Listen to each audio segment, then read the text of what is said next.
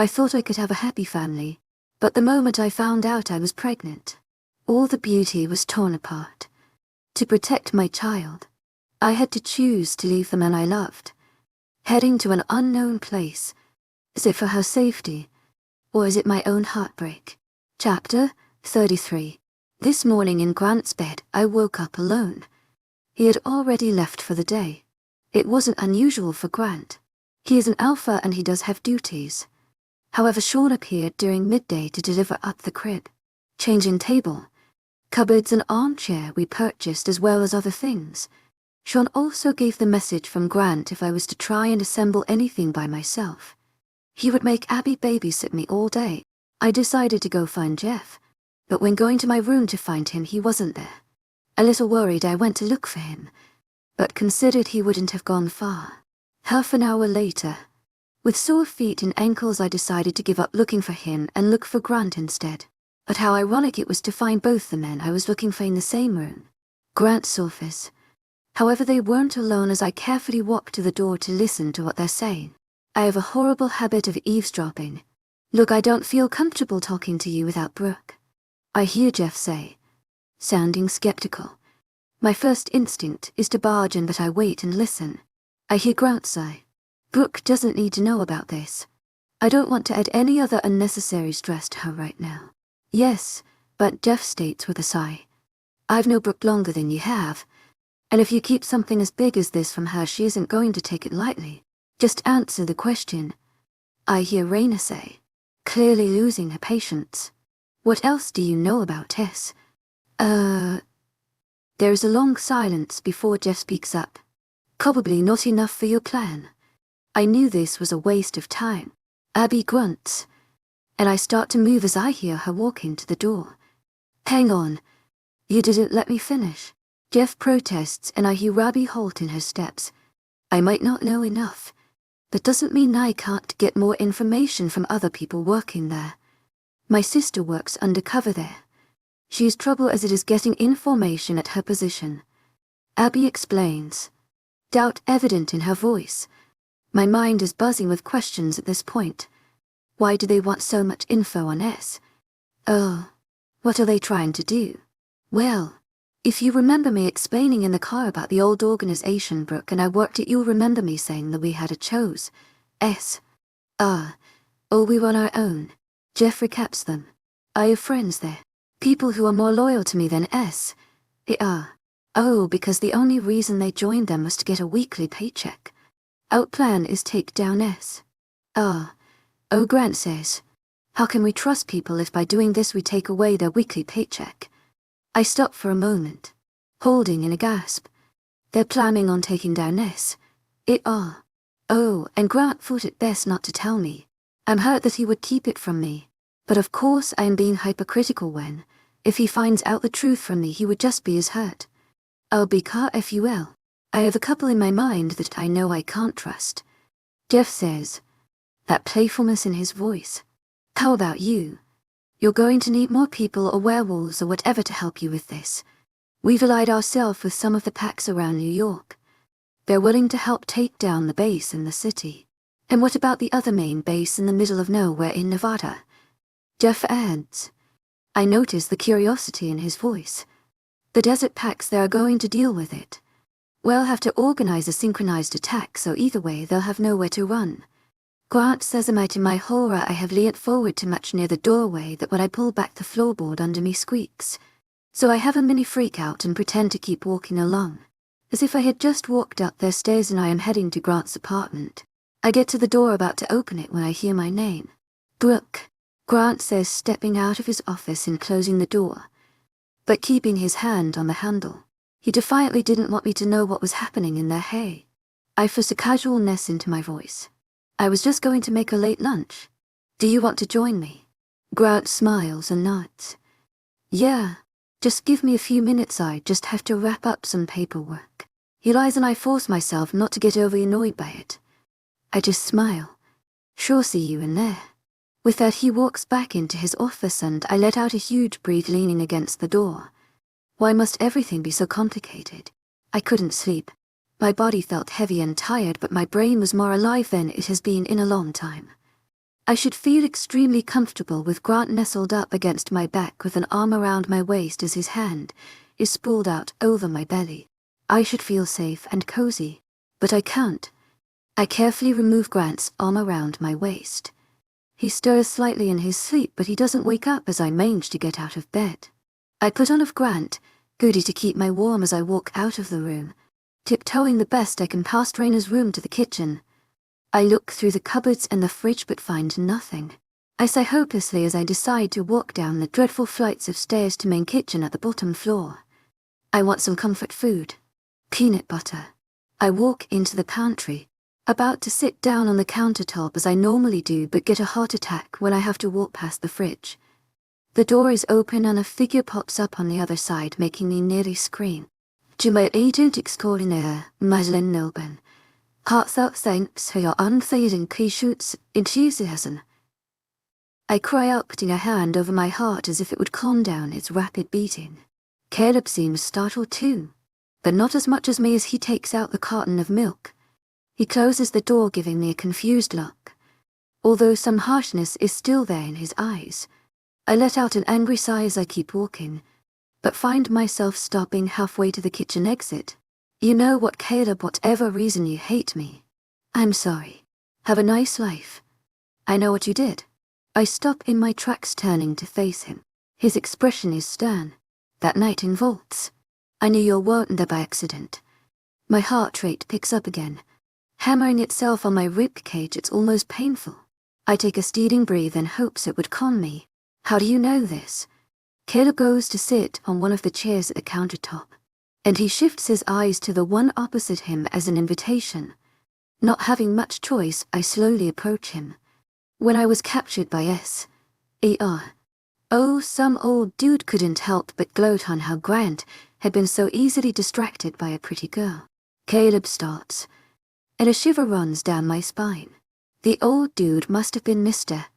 To my agent extraordinaire, webnovel. Heartfelt thanks for your unfailing patience, enthusiasm. At the bonfire I saw you. I had put two and two together, although I have been wondering, was it your intention to get pregnant that night? I glare at him, gritting my teeth now. The only reason I was to help my brother.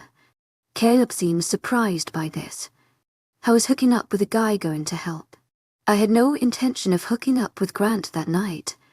My task by S.E.R.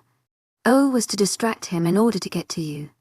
In exchange for my help, they were to release my brother. They had other plans.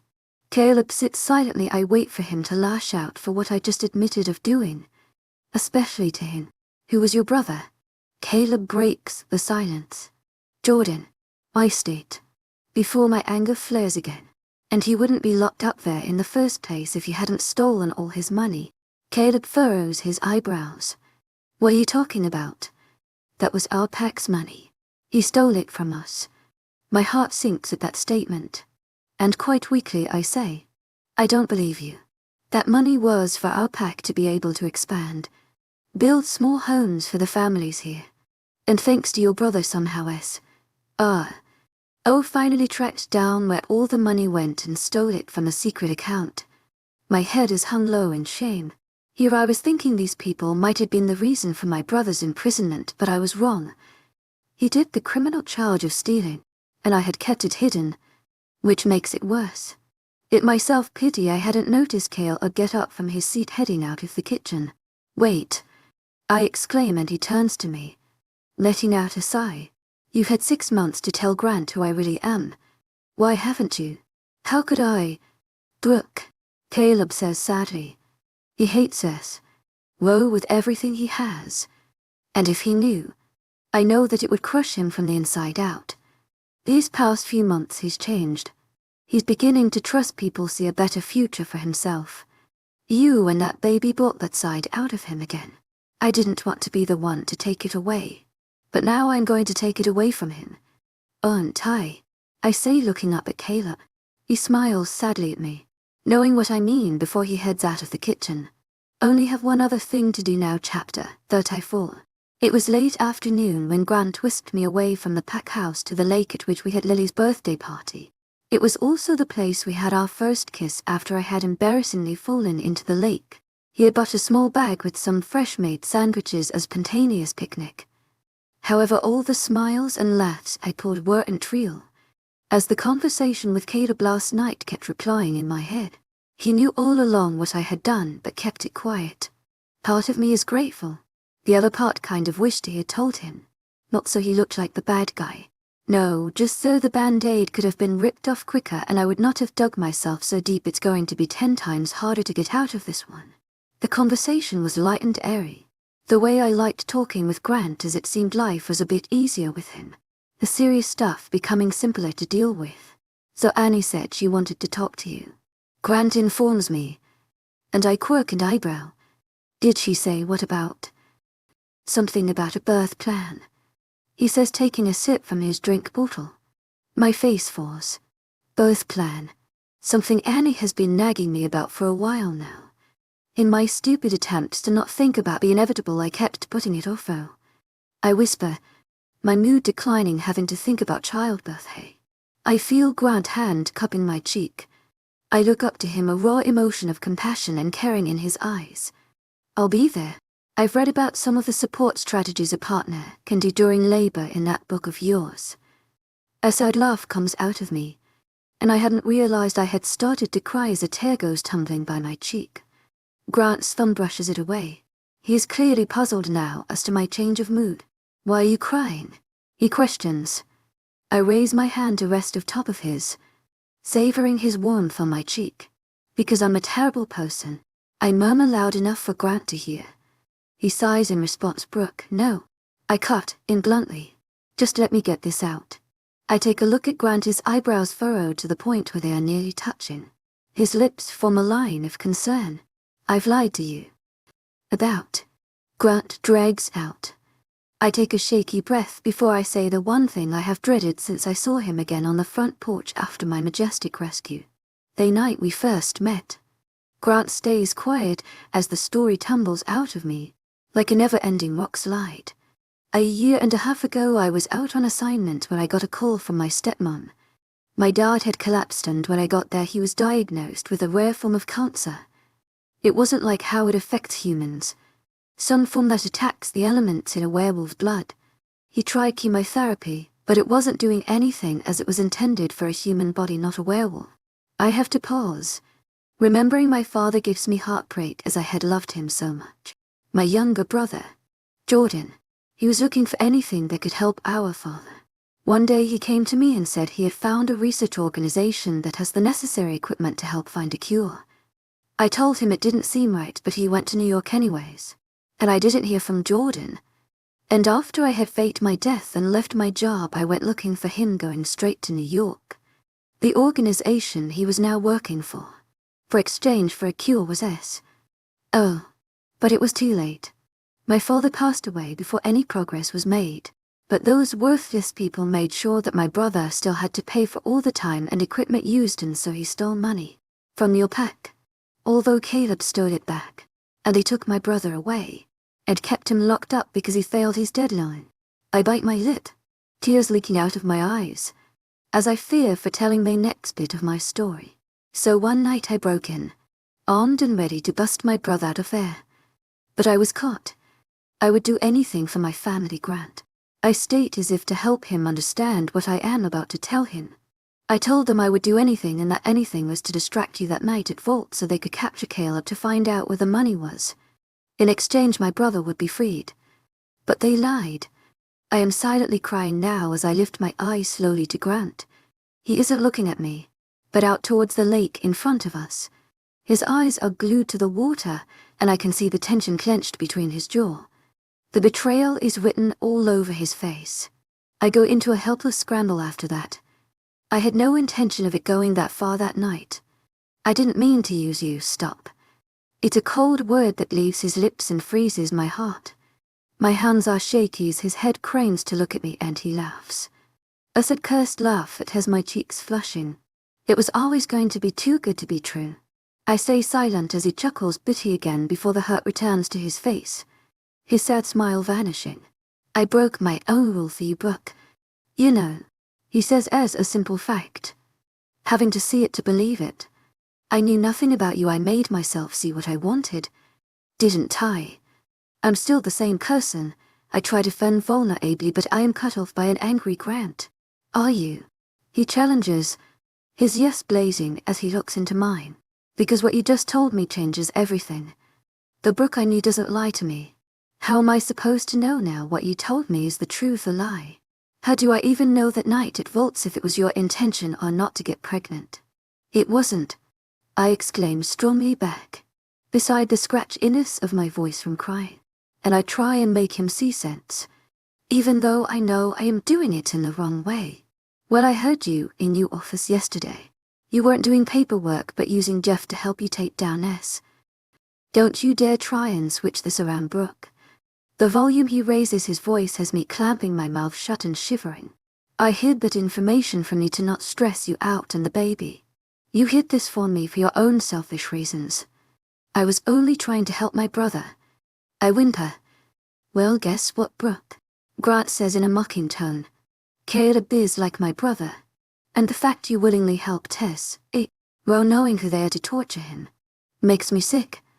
And I guess after all this you did for your brother, you're still no close to saving him. Are you? That hurt, and I turn my eyes away in shame, hugging myself as I hear him getting up.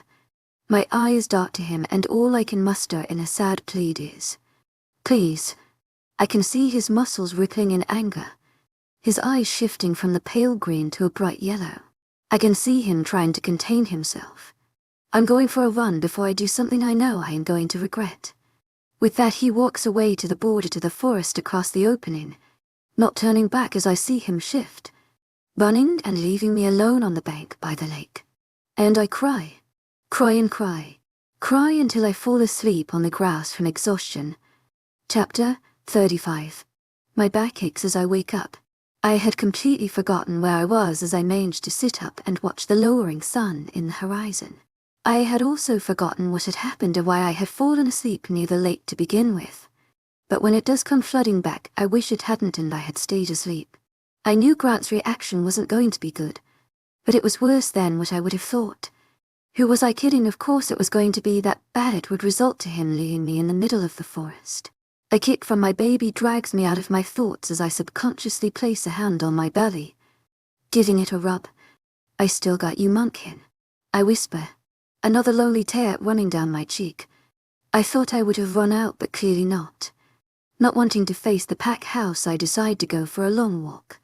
I had discovered many forest trails and walked through them well after it got dark.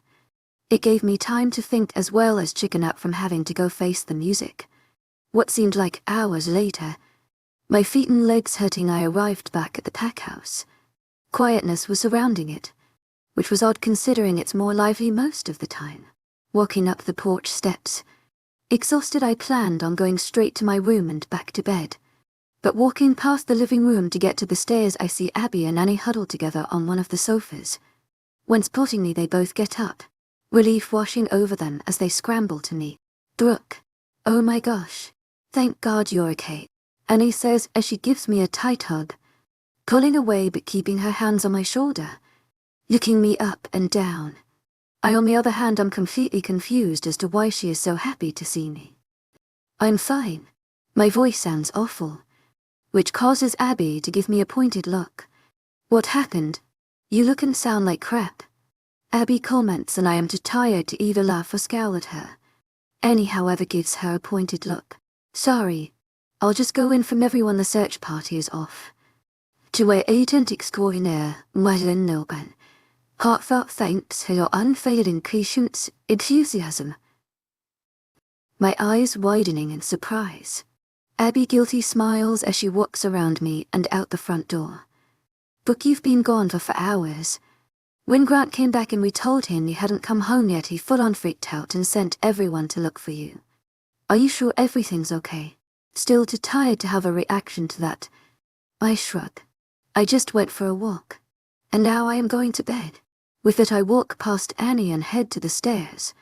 About halfway up them I hear an angry slam of the door, which stops me in my tracks. I turn to look down and see a fuming Grant as he comes to stand at the bottom of the stairs looking dangerously at me.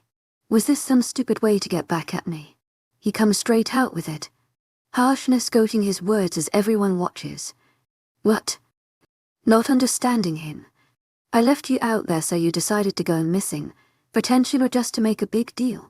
What little energy I have left turns into anger. No, I fell asleep and went for a walk.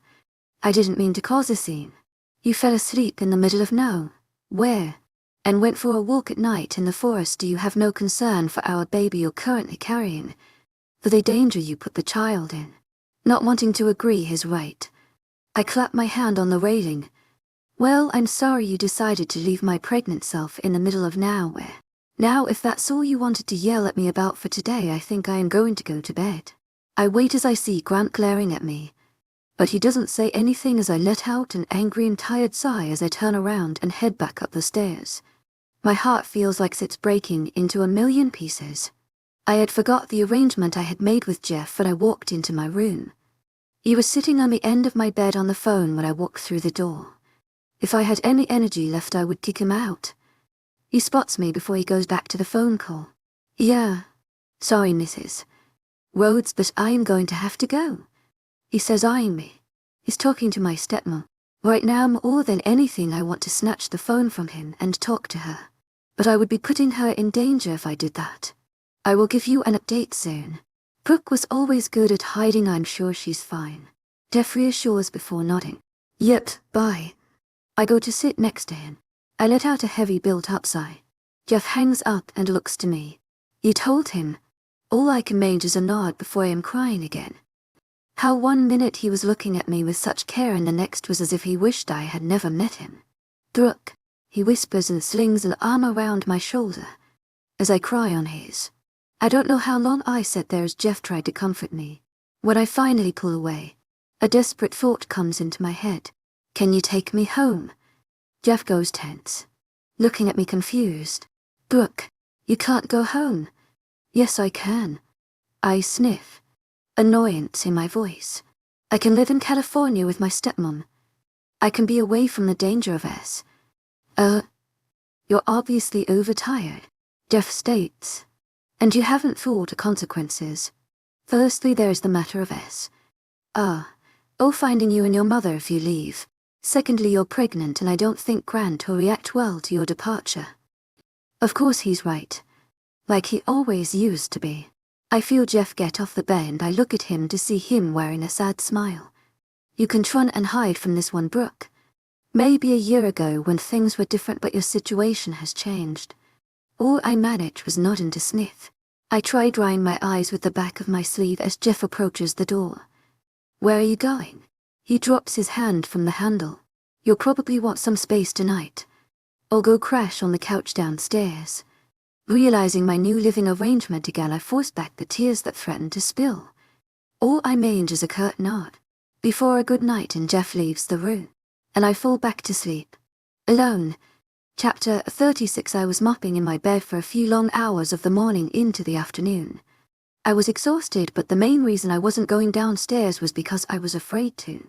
But when I did finally face my fears, it was a little past midday and I headed downstairs. It was quiet as the dining room was being packed away after lunch. As I headed for the kitchen, I saw Abby, giving her a smile, but she doesn't return either. I greet her as we come to stand face to face. I heard through the grapevine of what you told Grant yesterday, she says flatly, and my stomach drops.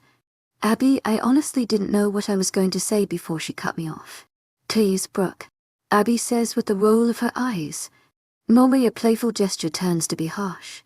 Save your words for someone who cares. A little shocked at her change of attitude, I helplessly gape at her. For a second I see regret in her eyes, but they turn hard again. My sister risked her neck for you, and it turns out I saved the culprit, not a victim. And with her new opinion of me, she brushes past me, bumping my shoulder on her way out of the dining area. I bite back my emotions as I walk into the kitchen. Luckily everyone else is too busy preparing for our dinner to me sneak out some leftovers. Heading outside, I embrace the cold as it washes away the flush on my cheeks from the confrontation with Abby. Did I expect her to understand my situation? Or did I even suspect Grant to actually tell people about my lies? And just thinking about Grat bubbles the emotions I wanted to keep locked away, but the tears reappear nonetheless. And as I try to frantically wipe them away, I notice someone approaching. Trying to not attract attention, I eat, but the figure comes to sit opposite me on the picnic table. I peer up to see Don, Martha's son. His blue eyes shine with a smile and I fail in returning one. I wait for him to lash out at me. Even though he can't talk, I expect a glare or a hateful gesture, but his expression doesn't change. Instead, he pulls out a notebook and a pen from his pocket. He flips it open, writing something down before turning it for me to read. "How are you doing?" I look up to him, utterly confused by the question as he pulls the notebook back. It was just a long day yesterday. I admit him when he gives a pitiful smile. I realize he knows what happened yesterday. He writes something down on his notebook again before showing me. "The others are probably upset with you because they don't understand. But I know how you feel. Pregnant, foreigner, and a liar." Even words come out harsher than intended. But Don just shakes his head with an amused smile. He writes again. "I won't ever know what it's like to be pregnant, but I have been a liar. And it cost the people that I loved a lot. It cost me my tongue." I look up to him, surprised he would mention it. "You're originally from Italy. You and Martha." He nods, sadness clouding in his eyes. He writes out his story and I wait a while until he turns the notebook to me again. "I was born and raised in a village d'Olce-Oc, we're near the border to France. My mother owned a bakery and the pack I was from had a rivalry pack. For decades and probably to this day they fight over the territory or the village and the cliffy mountains surrounding it. And being young and stupid, wanting more than I thought ahead, I joined the rivalry pack. I guess that was a mistake." I whisper and he nods. Writing again. "A year later, after I traveled around Italy, I come back to my home to find the pack I had joined had gone further before in fighting my original pack. I found out they killed my father as he was trying to protect my mother's bakery from falling into their grasps. So I confronted the alpha. He couldn't have cared less until I opened my mouth to tell my old pack their weaknesses in defense. I know where the story is heading, but he still writes it out for me. He cut out my tongue not only so I didn't say anything, but as a warning. So my mother and I fled d'Olce-Oc to America, leaving the town our family had lived for generations, all because of my lies and mistakes. Eventually we stumble here and my mother, knowing her, was thrilled to have a job cooking again. Only if to distract her, I reminisce on his story. All that he went through, and here he is, still standing tall. I sit in silence for a while and I don't notice him sliding his notepad back to me on a new page. "Do you know what happened afterwards though?" I shake my head and he writes down the answer. "Even after all my lies and mistakes, my mother still forgave me, just like they will forgive you." Chapter 37. At the time, Don's story gave me hope for the others' forgiveness, but as a month and a half went on, it started to slip away. I was halfway through my 7th month of pregnancy and it seemed things have changed. I was alone most of the time. I normally had Jeff to hang out with, but he's never around anymore. Chasing down leads for Grant on people who can help bring down S. Oh. So far not many people from my old organization are as loyal to us as they are now to their new one. But as I had normally hung out with Raina, Annie's family or Abby, I just receive blank looks from them now. Annie seems she wants to talk to me, but a look from Abby keeps her away. And Grant, well, I don't see him anymore. Only glimpses of him in the corridors. I tried to talk to him at first, but he had no intention of talking to me, and so my doctor's appointments with Drive Norton were just attended by myself. And when I received photos of my ultrasound, I would write a note on the baby's perfect health on the back and slip it under his door. He might not care about me anymore, but I know he cares for the baby, even though the air gets cooler day by day. Drive Norton says it's still good to exercise, and so I do a routine walk around the forest trails every morning in a thick coat. However, this morning things played out a little differently. I was walking down the porch step, my hand on the railing, when I felt a pain run through the base of my back. I hiss out a breath and stop, Hutchnick forward and rubbing the pained area. It slowly dulls away as I take deep breath. Brooke. My head shoots up to see Abby looking like she had just gotten off patrol duty. For the first time in over a month she has a new expression when seeing me. Concern. You okay? I wave it off. To my agent extraordinaire, webnovel. Heartfelt thanks for your unfailing patience, enthusiasm. I always had trouble with my back. That being true, as I had injured it a few times in my old line of work. It probably was just an spasm or something. You sure? Abby is a little sterner now, and I just nod. And it's followed by a long awkward pause. Realizing nothing is going to be said, I sigh and continue on my way past Abby to the forest trails. Brooke. I halt in my steps and turn to Abby. She bits her lip before rubbing her forehead. You might want to watch your steps on the eastern trail. It's a little slippery with frost this morning. I nod, giving a small smile. Thanks, I will. And the Sky Lake Trail is a little muddy from the rain yesterday. She informs me and I nod before turning back around, ready to begin my walk. I hear a loud sigh behind me. Wait. Abby exclaims, and slightly alarmed I turn back to her. She looks around before back at me. I'll just come with you to make sure nothing happens. Just to be safe. I suppress a grin at Abby's weird behavior and nod. Sure. And with that she easily catches up to me as we start walking. We walk in silence side by side. I honestly don't know what to say when for over a month Abby hasn't talked to me, and now she is making sure that I don't get hurt on a simple walk that I've been doing for ages now. I can't take the silence anymore. Although nice and peaceful, the tension between us takes it away. The words fall out of my mouth and Abby halts for a second in surprise before sighing. I'm sorry too, she says, and I feel some of the weight from loneliness seep away. I know what I did was wrong, but it was for your brother. And I would have done the same for my sister if I had to get her out that place. Mind you, she is in a very similar situation. Abby sighs and I can tell she is very worried for her older sister, but that wasn't the reason I was mad at you. Your lie, Brooke. And for a long time, which had me questioning the truth you told in the end. I guess that was the big turn-off for me. The lying I did.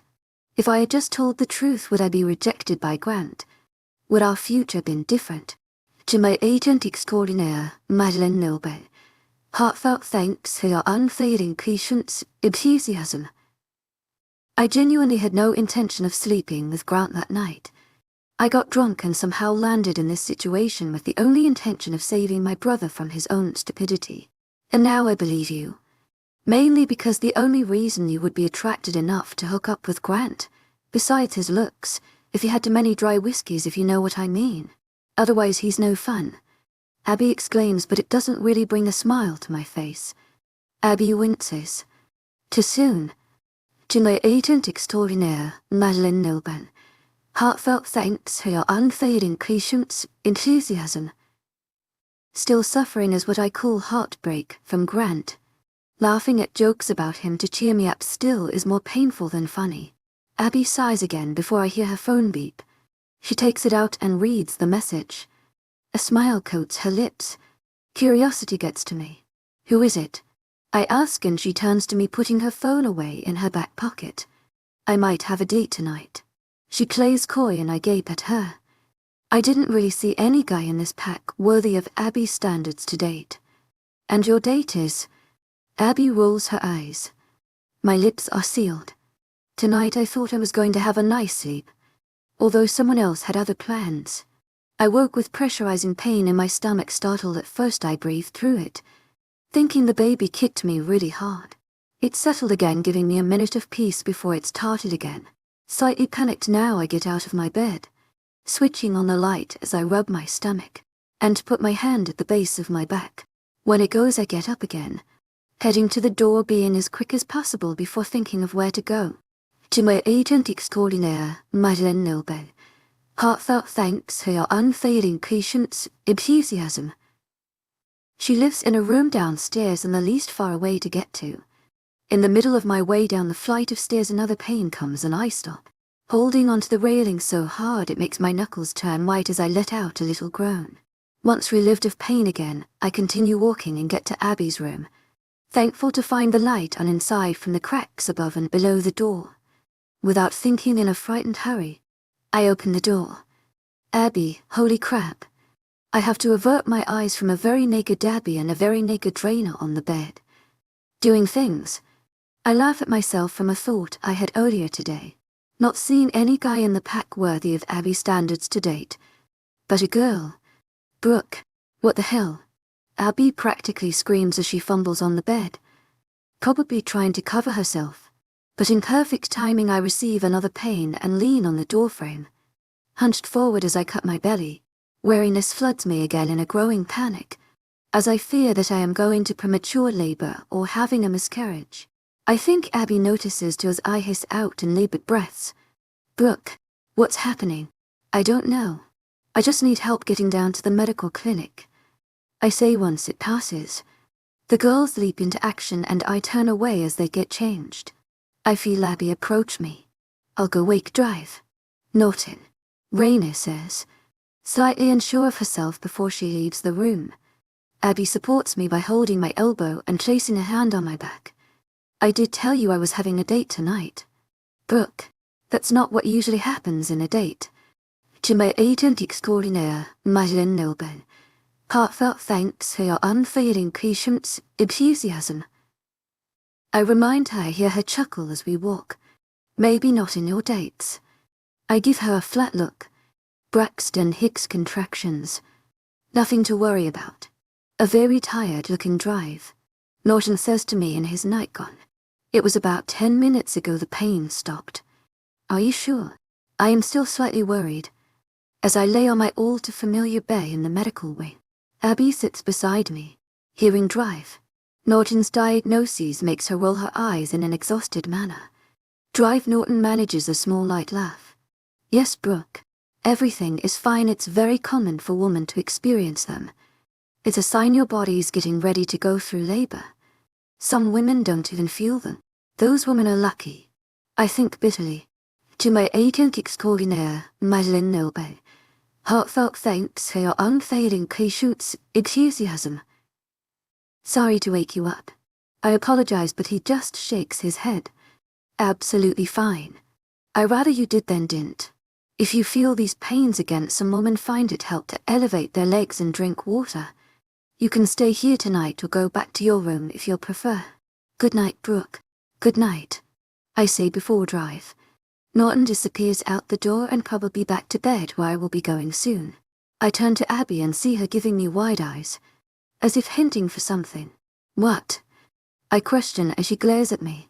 You apologize to drive. Norton for waking him up. Where's mine for getting up in the middle of the night for a false alarm? Abby says with a pout. Well, where's my apology for having to walk in on you and Raina? That was more than I ever planned to see of you. Gritting my teeth in a cringe. Well, it's not my fault you didn't knock. She comes back. And we glare at each other. This was before my face broke out in a grin. I had missed talking, more like fighting with Abby. Fine. I say, and Abby seems quite smug. And thank you. Abby is about to speak again, but the door is opened, and I bite my lip to see who it is. Grant walks in and I can't look him right in the eye as he comes further into the room. Raina said you were having pains. I thought that. Grant drifts off from the first words he has spoken to me in what seems like forever. False alarm. Abby speaks first, cutting through the enormous amount of awkwardness around the room. I can see Grant's shoulders relax with a sigh. It was just Braxton Hicks' contraction. I murmur, looking at the wall instead of Grant. Right. Just wanted. Grant clears his throat. I just came to make sure the baby was all right. Good night. And with that, and nothing else to say, he walks out of the room.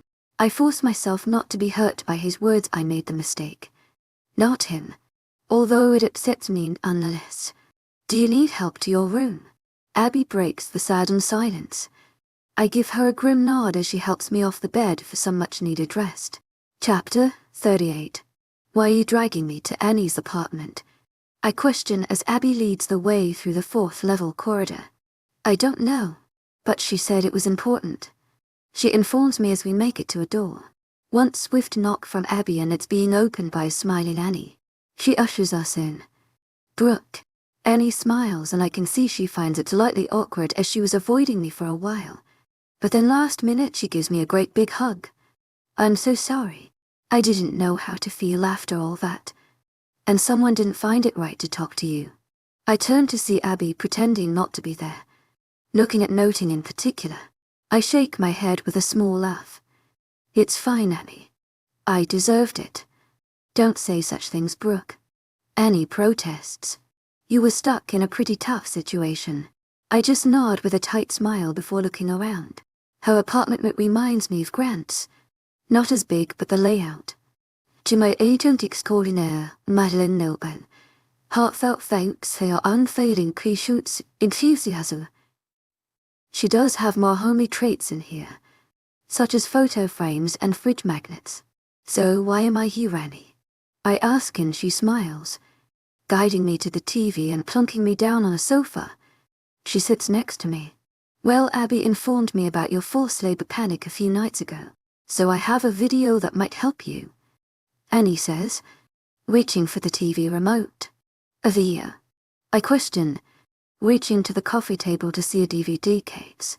When picking it up and inspecting the title, I immediately don't want to be here. The Miracle of Birth. You know what? I'm going to leave you two to it, Abby says as she starts to get up from the armchair she was on. No you don't, Abby, Annie says, giving her sister a warning glance that has Abby, of all people, crawling back to her seat. This might help you one day. I furrow my eyebrows and look over to Abby. She gives me wide eyes and I realize that Annie doesn't know that her sister is into girls compared to guys. Especially the girl I caught her with the other night. None of the then Raina, Grant's sister. I give her a smile of understanding, before turning back to Annie. So is this what I think it is? Yep, it goes from the start of labor all through to the birth. It will help for when you're ready to pop in a couple months. Annie smiles. It can't be that bad. Before it starts to play.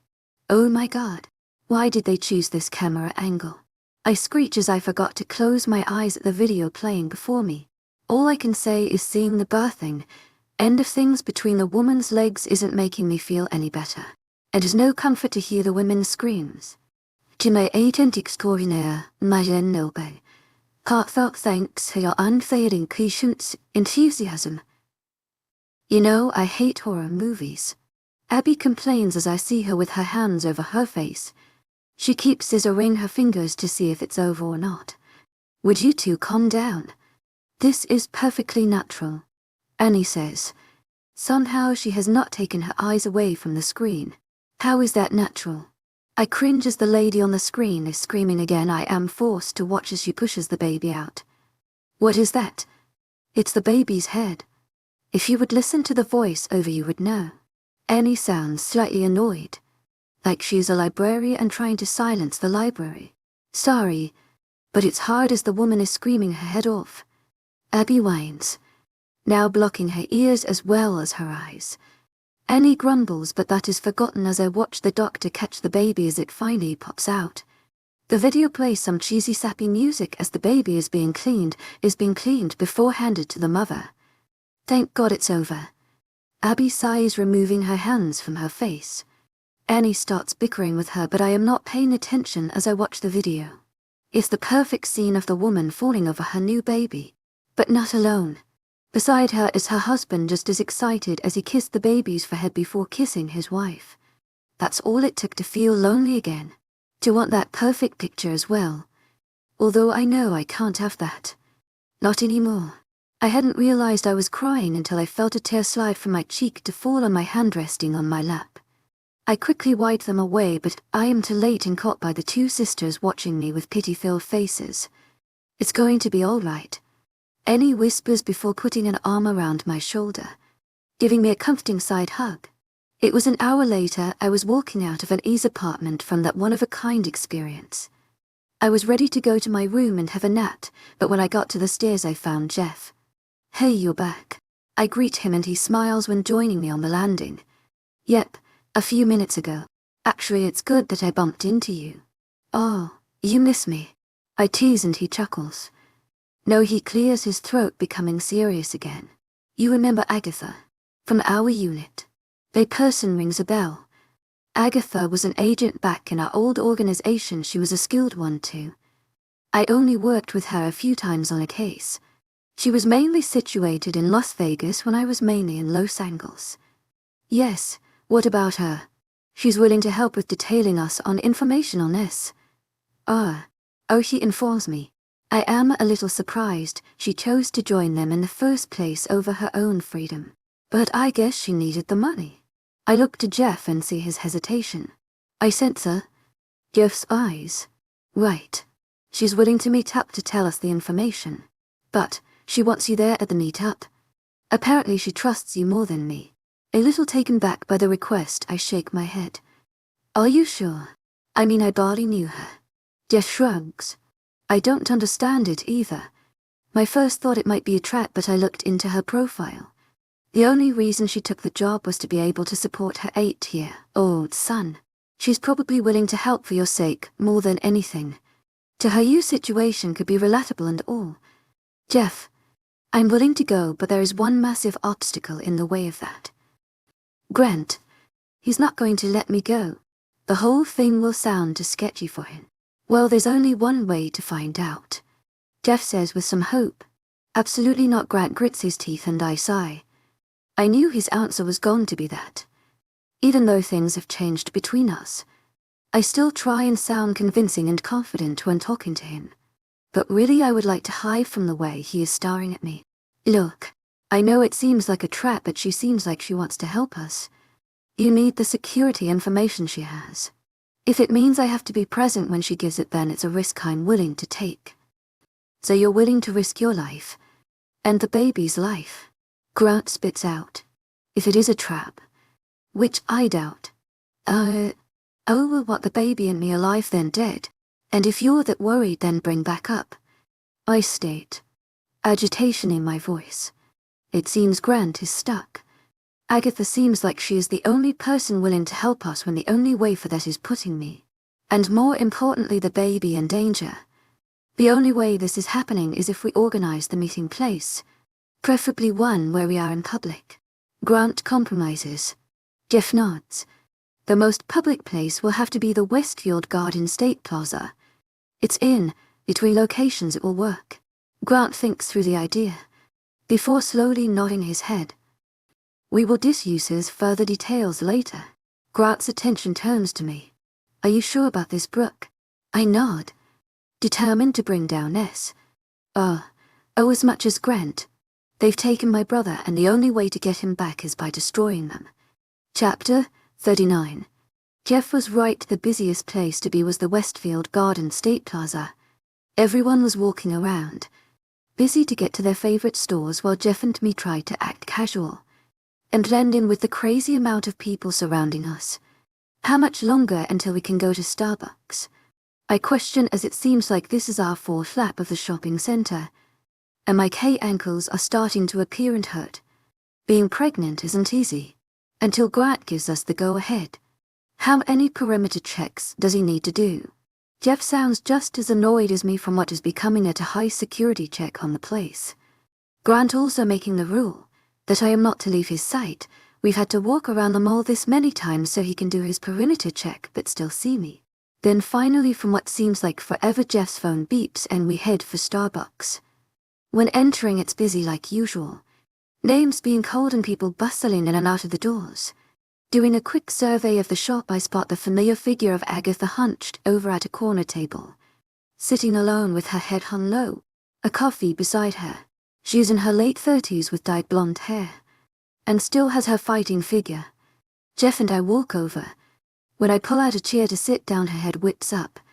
The first thing that gets to me is her bloodshot eyes. You came, she says, sounding terrified.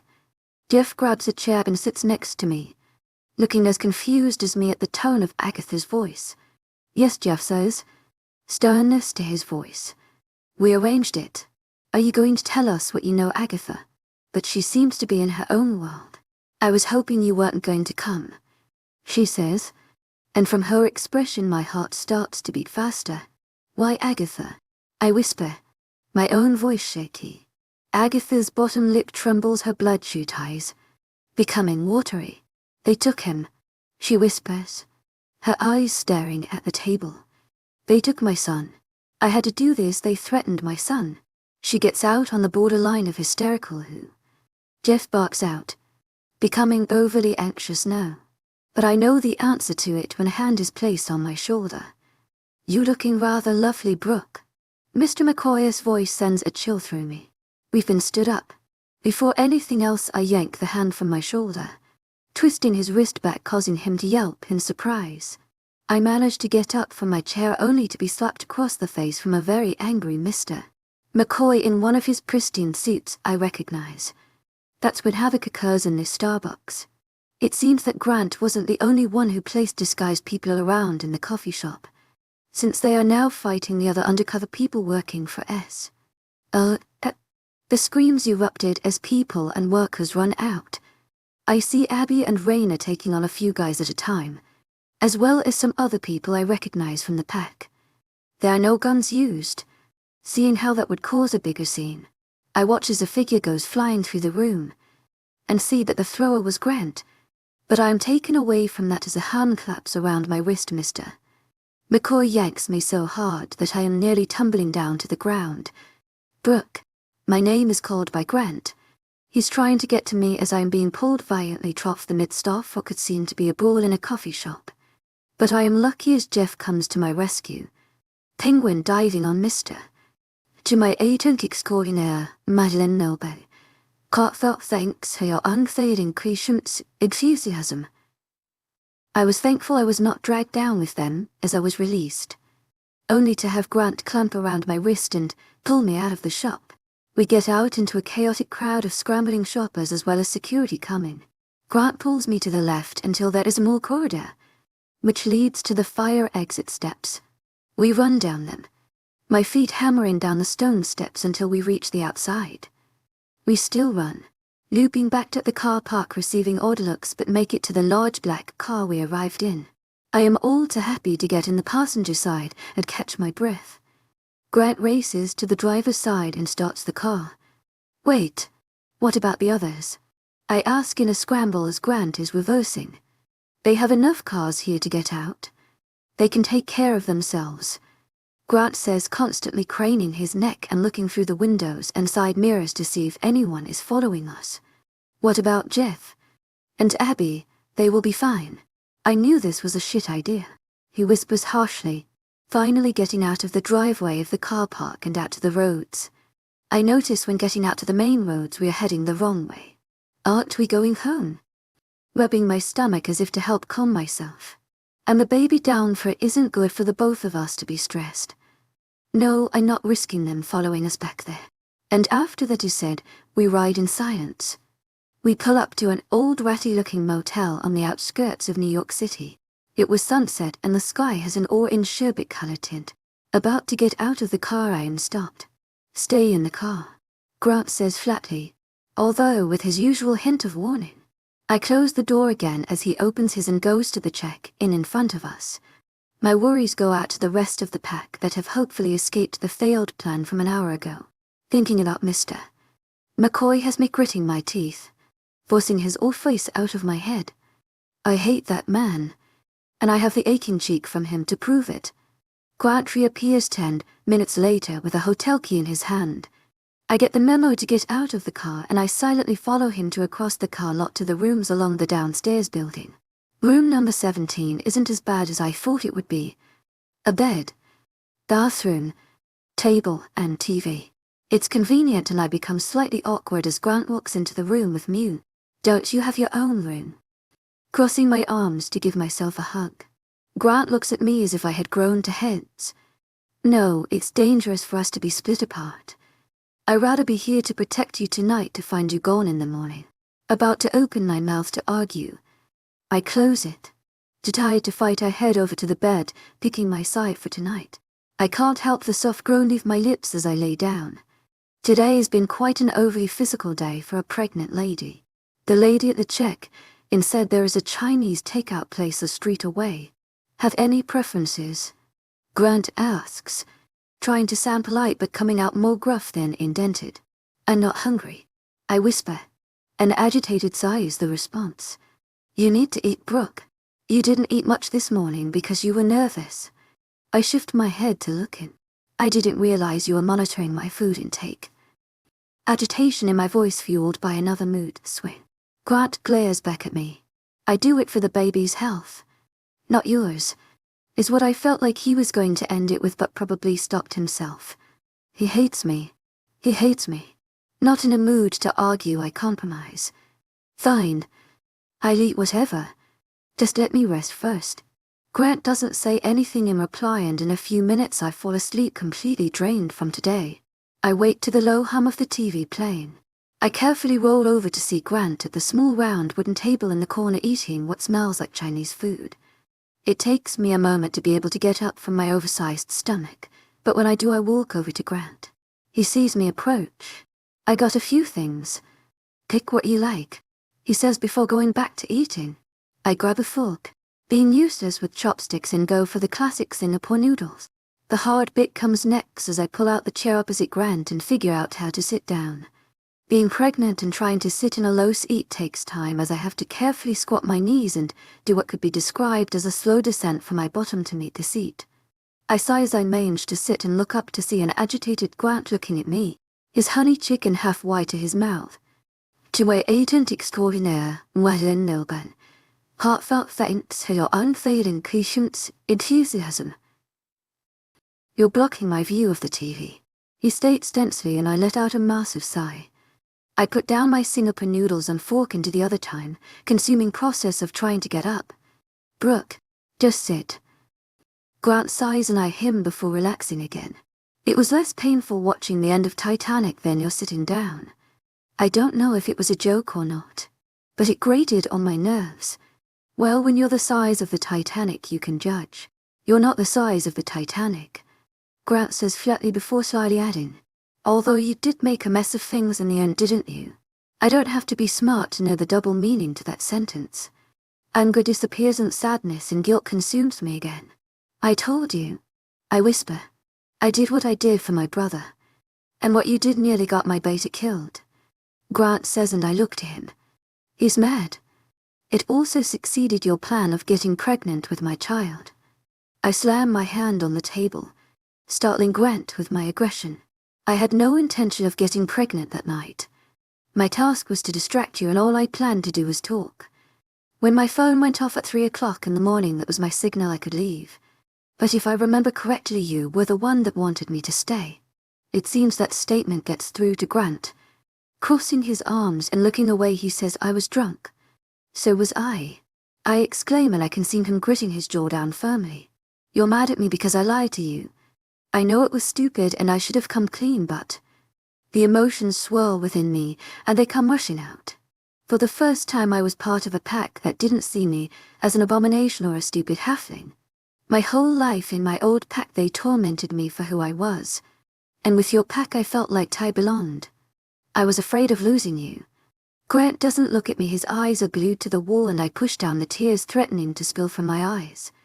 I suck in a deep breath, turning away to take a shower to soak away today. As I leave Grant to soak in the words I have just said, shot to the warm water was nice, getting rid of the tension built up from today. Although when I hopped out of the shower I had to put on the same clothes I wore staying at motel, and not having any luggage does that to people. I probably used up all the motel's hot water since I stayed in the shower a long time. It was nice, but mainly it was for the reason of staying away from Grant. I stated my case, I said what I had to, and it's up to him now. I can't do anything else, even though I know deep down it's never going to be the same between us. I slide open the door and see Grant sitting on the edge of the bed, his head hung low in thought with his phone in hand. Did you hear from the others? Afraid that Grant's behavior means something bad had happened. Yes, everyone made it out. Some hurt, but they will be okay. Grant answers and I sigh in relief. They also figured out what happened. I step further into the room, drying my hair with a towel, and Grant sighs. Jeff's loyal companions that went to S. One of them was a bad egg. A person he talked to must have let it slip that Jeff was trying to get info on their security, so today was a step up. Ally sent word that Agatha's son was taken from her. If she didn't cooperate, God knows what S.E.O. would have done. My anger for Agatha vanishes and is replaced by understanding. No wonder she was so upset. I can sense not much else is to be said, so I walk past Grant to the table for some food. Still not that hungry. And the food being cold now, I go for the fortune cookies. Picking one up. Brooke, Grant whispers, and I turn to see him watching me. He rubs his palms together. His nervous gesture. Then why am I getting all nervous? I whisper back, unsure of what he is going to say. You were right. His eyes meeting mine, searching for something. I understood what you did, but I don't understand why you lied to me. I gulp. That statement to me means progress. I slowly walk over to him and slowly sit next to him. I had no right to lie to you, Grant. After all that you have done for me, for our baby. I'm so sorry. My voice cracks at the end. My emotions swirling around inside me. It seems our lives and situations have tangled in each other so much it all seems like such a mess. Grant says, turning his head to face me. But out of all of it, the one thing that shouldn't make sense, but has. A small gasp escapes me at that. My confusion making me search Grant's eyes for some hint of dishonesty but find none in his pale green eyes. I'm not saying that I forgive you. I want to in the future, but I just need time. I want to try us again. It's only fair because we're having a baby, and giving them a chance for a real family. I think it would be a good thing. My eyes must be wider than owls from the way I'm gaping at him. I hadn't expected to come out of the shower to hear these words. I also want to try us, again because I kind of like you, Brooke. He says, bumping my shoulder and giving me a smirk that I haven't seen in a long time. My lips break into a small watery smile. I kind of like you too. I say, bumping his shoulder back, and he chuckles, which sounds like music to my ears. I feel Grant put his hand on my thigh, giving it a reassuring squeeze as I lean on him, resting my head on his shoulder. So what's the plan for tomorrow? We've planned to meet up at a place about a half-an-hour drive away from here. From there we will decide. But for now you need to eat and rest. I roll my eyes and snap the fortune cooking in my hand and place half in my mouth. Munching on it, I look down to the small folded white piece of paper. My fortune. Reading it makes a small laugh slip out of me. What does it say? Grant asks. And I hand him the paper. There is no such thing as a mistake. I don't know what time Grant and I went to sleep. Nor do I know what time I have just woken up. It's surprisingly cozy in bed, and I stretch my hand out to touch Grant but find him not there. Do you have the tickets? I hear Grant's voice and stay still as I overhear what seems to be a phone call. I know, but it's safer this way. Grant sighs while I am furrowing my eyebrows in question. Who is he talking to and what is he talking about? I'll see you soon, bye. He hangs up and I decide then to roll over. He sees me and a pleasant smile appears on his face as he comes to kiss me good morning. Although it turns quite steamy as his lips become more urgent as he bends down and cups the back of my neck. As we both run out of breath, we pull away. What was that for? I chuckle and he smiles brightly at me. Just saying good morning. Although I see something hesitant in his expression. He's keeping something from me. We should probably get going soon. I get out of bed, curious to ask who was on the phone but go against it. I'm sure I will find out soon enough. In no later than 20 minutes we have checked out of the motel and headed towards the meet-up point. I notice on the car ride there that Grant seems to be on edge about something, and I realize pretty quickly that he isn't going to say anything about it. We arrive at an abandoned warehouse a couple hours away from the pack house. It looks like no one has been here for years. Until now, as I can see the familiar cars of Abby and the rest of the pack. After parking, Grant helps me out of the car very gentlemanlike, which I can't help but shyly smile at him for. Once inside, the group of werewolves and Jeff notice us and I am relieved to see them all unharmed. I greet Abby and Raina, saying hi to a few others before seeing Jeff. Hey. And I can see he is very nervous to see me. Brooke, I should have been more car if you will. I silence him. Jeff, I agreed to it. We had no idea that someone would turn on us. Let's just forgot about it, okay? I suggest, and he seems like he wants to protest, but he closes his mouth and nods. I turn my head to see Grant talking to Raina, and she is holding two suitcases. I approach them slowly as if to overhear their conversation before they notice me, but that doesn't happen. They both go quiet and I focus my attention back on the suitcases. What's with the luggage? I ask, and Raina looks to Grant. In my growing patience, before they can stop me, I look at the tag hanging off one of the bags. It has my name on it. My head whips to Grant and he's clenching on his jaw. What's this? I demand, and it sounds like the whole room goes silent. Brooke, Grant manages to get out. You're sending me away. I state, becoming angry, and before I know it, Grant pulls me aside. He takes me into a separate section of the building. When he stops, he turns around to face me, and I wait for his response. You're going to England with Raina, he says, and my jaw drops. What? I could have practically screamed at him. Grant seems prepared for my reaction. It's safer this way for you and the baby, Grant explains, but I am shaking my head, not processing anything he is saying. No, you can't. You can't. I am cut off by my memory of this morning of Grant talking to Raina. Tickets to send me away. You planned this. How long have you planned this for? Grant looks away from me. About 4 months ago. I am taken back from what he says and my anger mixes with hurt. So last night, you decided to start things up again between us so you could just send me away the next day. Why would you do that? Grant sighs. I needed you to know that I care about you. I never wanted you to leave 4 months ago. It was the last resort. But after yesterday, I'm not going to stop looking for you and the baby no matter what. You leaving is safer for everyone. No, I'm not going, I say stubbornly, not liking the idea of going to someplace I have never been before. Brooke, please. Grant pleads with me, but I am shaking my head more furiously. I'm not going. I yell. You can't just send me away. For God's sakes, Brooke. You're pregnant. Grant yells back at me. You can't protect yourself the way you used to. The best chance is for you to get as far away from the grasps of so you can protect our daughter. About to shout back at him, I stop short. To my agent extraordinaire, Madeleine Milburn, heartfelt thanks for your unfailing patience, enthusiasm. A girl, I whisper, looking down to my stomach, placing my hand over the top of it before looking back at Grant. He seems to have just realized what he has said as he starts nervously rubbing his palms together. I didn't mean to. Grant drifts off, but I wasn't paying attention, as I was captivated in my own thoughts. We are having a little girl, and that alone makes the whole baby thing sink in further. And somehow it also allows Grant's other words to sink in. I can't do this on my own. I can't protect myself while I'm pregnant.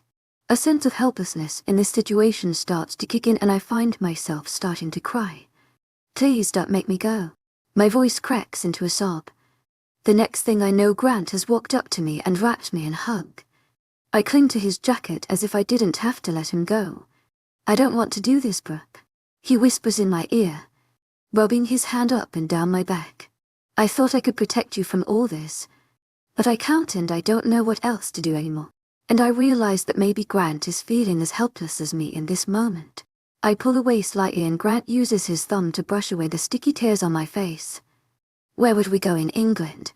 Raina told me there is still some of my old pack there. To my agent extraordinaire, Madeleine Milburn, heartfelt thanks for your unfailing patience, enthusiasm. Grant says, the Underwood pack.